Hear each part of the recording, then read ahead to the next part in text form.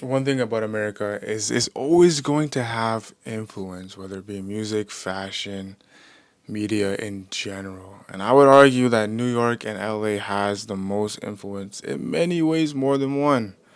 Lil Yachty, who is well known rapper, especially in the 2010s and up until now, he says that Atlanta has the most motion when it comes to fashion and in the fashion industry today.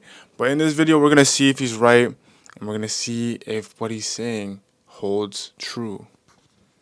First off, when it comes to fashion, New York has been the epicenter of fashion for at least 100 years. It's one of the few cities that has its own fashion week in the world today, other than like Milan or Paris.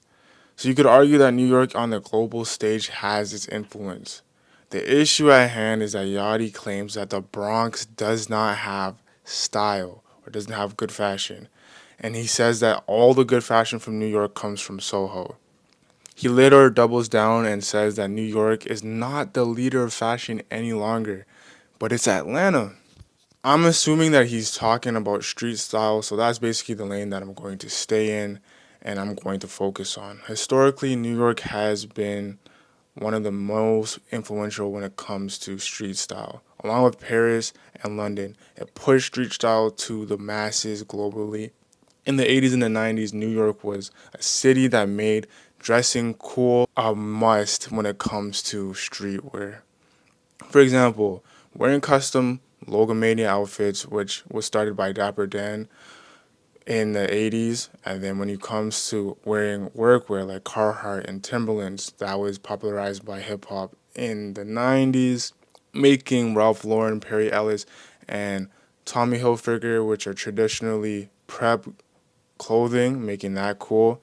New York has done that. And there's a lot of brands that came out of New York during this time as well.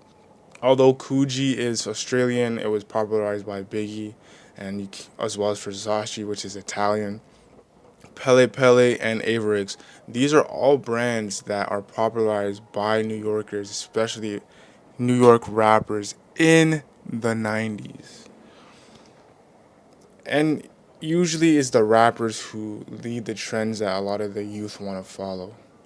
In the 2020s, New York still had some influence, but it wasn't just one person anymore. It wasn't just one artist. It wasn't just coming from ASAP Mob, Joey, or Bloody Osiris, but now there's other influencers and tastemakers that led the charge in certain styles. Also, a lot of people moved to New York, so I'm sure that you can count them if you want to, but it's kind of hard because New York is a city where people are moving from and moving away from, so needless to say, it's still the epicenter of fashion in North America. I would say it's the mecca of North American fashion.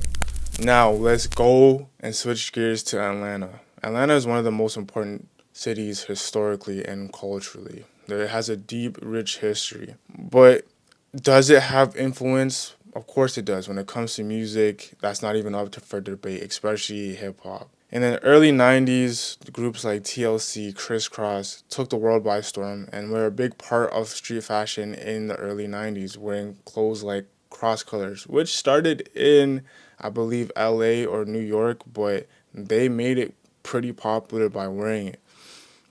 When I was growing up in the 2000s, it was more designer based clothing and baggy tees. So you obviously had guys like T.I. and Jeezy and Gucci Man taking that by storm. And then the exception of the rule for the 2000s, where they were in their own world, was Outkast. They're pretty much like the more eccentric type of dressers, specifically Andre Three Stacks. You fast forward to the 2010s, they wore more tight clothing and tight designer, but it still had a street style to it. And then guys like Young Thug were the more eccentric dressers. I remember when he was wearing like little kids' dresses as t-shirts in the 2010s. So they do have the regular stuff like the Migos, but they also have like the eccentric stuff like Young Thug.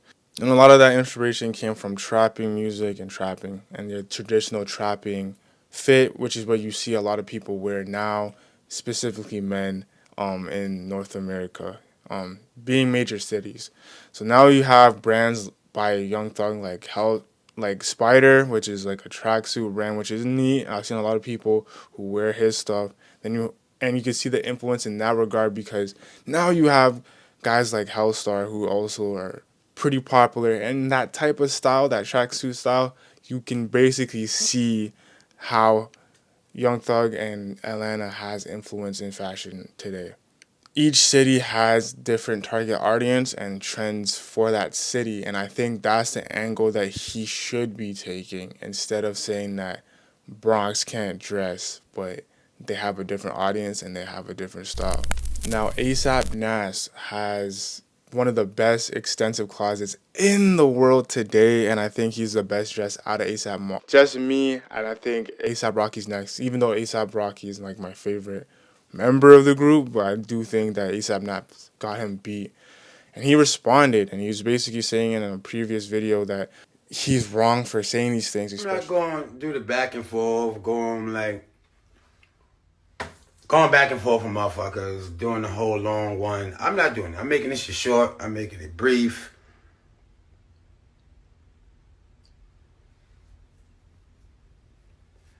You're not that guy, pal. You're not that guy, pal. I don't know when, you niggas start believing that you were that guy or y'all had some type of say-so. You're not that guy. Y'all are not those guys, pal. You're not that guy, pal. Sorry. Things, especially because Yachty, although he is one of the future leaders in fashion when it comes to this space, along with Tyler, because they pretty much run things right now. It's a statement that is kind of foolish to say that the Bronx can't dress or New York doesn't dress anymore because a lot of your inspiration, as you can see, Yachty, is based off of the 90s aesthetic from New York. You're rocking Tim's, you're rocking Averex, you're rocking all these different things. Yes, you do have different collections from, I don't know, like Mason Margiela of 2005, but either way, it's still how you curate it. You basically dress like Joel Santana and, what's that guy's name again? Jim Jones, and you're dressing like Mason 97 and Puff in 97, so you're basically taking their style. Because it's rich coming from him, especially because he used to dress like a hype beast like 7 years ago when ASAP and those guys were how he's dressing now. They were already on that wave, so you didn't set a trend.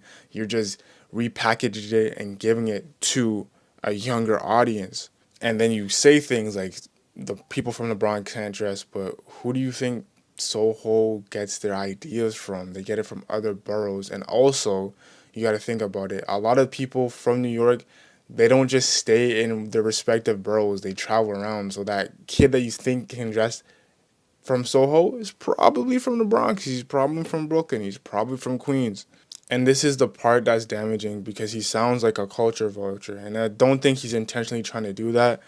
But that's the issue. You have to do your research. You have to do your due diligence and express the history that came before you and pay homage to it. For example, Tyler, the Creator, is a different way because even though his style has changed, he always gives credit where credit is due. He always gives homage to Pharrell and Kanye for different eras in his life. And there's a book called Black Ivy. I talked about it on this channel before, which basically pushed his style into what it is now, which is a more mature style, but it can still be considered street style. And he gives the information to the audience who he's inspiring so they know, okay, guys, you are copying me, but this is where I got my inspiration from, so do your homework on that. And that's one thing I'll give Tyler is he actually cares about the craft of fashion and the craft of music and art and where it comes from. Yachty doesn't do that.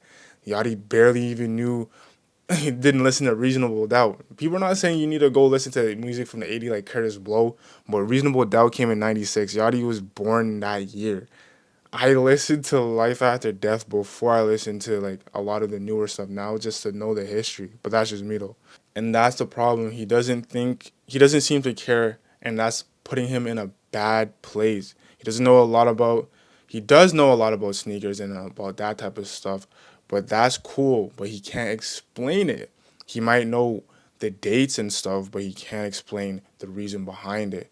Now, you cannot explain fashion with fashion because at a certain point, you're going to run out. It's going to become vapid, and you won't be able to explain the nuance and the context behind each piece and why it is the way it is. For example, when it comes to Rick Owens, he makes clothes. Yeah, you can talk about his line from 2006 or 2007, but the ethos of his brand is because he thinks that the body is a masterpiece and he wants to accentuate the body with different clothes that reveals active living. So that's why he makes the clothes and the cuts that he does, because it represents being active and being in shape. So there's a reason why each collection matters, and there's context behind all these collections and these interests, and that's it. You can't just cosplay or just look a certain way just for the sake of looking at, oh, like, yo, these kids in Brooklyn, I'm just gonna jack their style. There's a reason why they wear what they wear. There's a reason why they have that style, because it's part of their interests. And just knowing about collections is cool in theory, but it's just factoids. You gotta understand why people do what they do in order to fully understand the collection and be fully immersed, because you cannot explain fashion within itself. It doesn't make sense. So that's all for today's video. What do you guys think down below? Do you think Yachty's right? Do you think ASAP Nas is right? Do you think people should do more research on the stuff that they're getting? Should they have more love for whatever they're into? These are all the questions that you guys can answer down in the comment section below. And with that said, your boy Darius D is out of here. Y'all stay suave, live long, and prosper. You feel me?